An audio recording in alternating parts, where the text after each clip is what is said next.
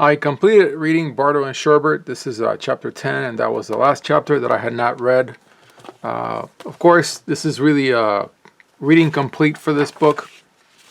I only ended up doing a few problems, chapters 1, 2, and I think 11, right?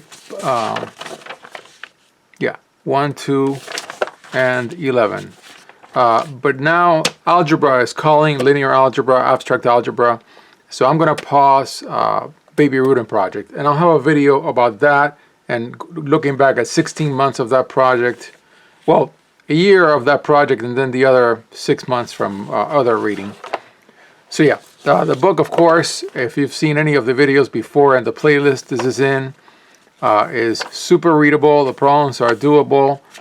Everything is great about this book. Of course, it's going to be a revisit for me because I barely did enough problems. But yeah, overall, definitely highly recommend it if you have a chance. So I'll go over my notes for chapter 10. It was a little longer than chapter 8. Yep. All about the generalized Riemann integral. So it's just like the Riemann integral, but the gauge, the way the segments are drawn for making Riemann sums is a little different, more dynamic. It's actually a function instead of just a grid partition like it usually is, or an equidistant partition. It's more like you change the partition and you use these tags.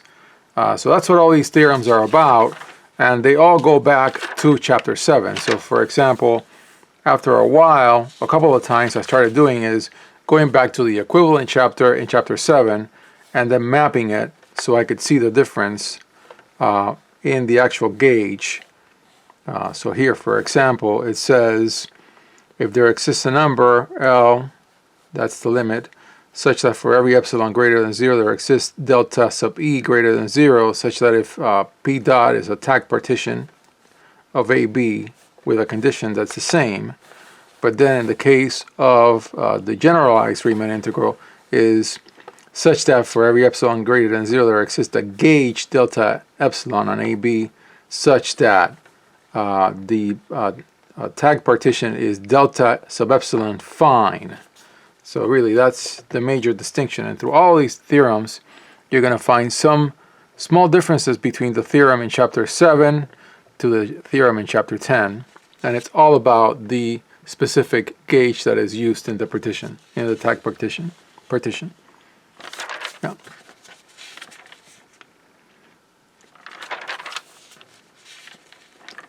So it's all about running through all the different types of integrals and then making sure that the conditions are there for something to be generalized Riemann integrable, and then there's some examples as well.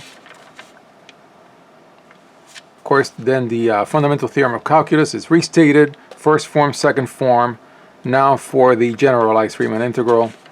Always, of course, outlining the delta fine partition instead of just delta, just a delta. Integration by parts. Just going back through all the things in chapter 7.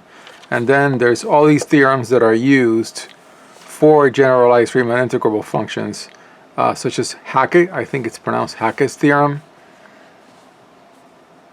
And so it's got to do with finding a gamma, right?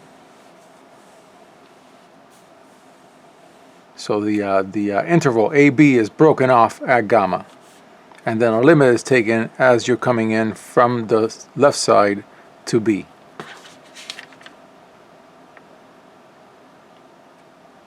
Yeah. So what's Hacke's theorem about? You can take some limits, yeah, and then you restrict the function to that interval.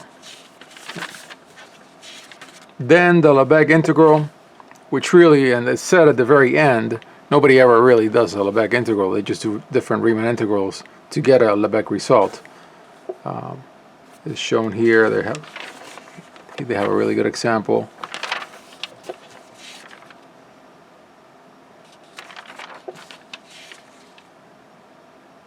And then of course there's all these functions alpha and omega that are used in a sort of like a squeeze theorem way. Alpha is always on the left side, omega is on the right side, and by comparisons we can say what the max and the min of two functions are when they are generalized Riemann integrable.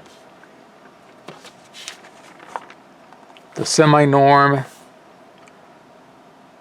where really just it's really just the integral of the absolute value, and then the distance between two functions is the integral of the absolute value of those two, of the difference between the two functions. Various rules for them. Then a completeness theorem, invoking that the last term is not important. Reasons why. Again, various forms of Hackett's theorem, and always invoking the fundamental theorem of calculus first and second form as you extend the interval from AB to A to infinity.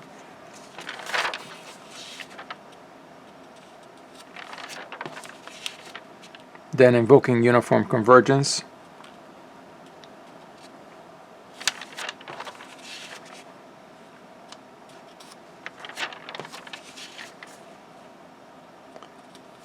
And of course, in my case, this is really going to be revisited by doing problems at some point in the long-term future, just because linear algebra is calling and I'm answering the call.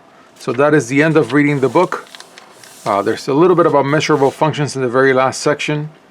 Of course, to be revisited with a full measure and integration book or books, and I have a few of those, but that's going to have to wait.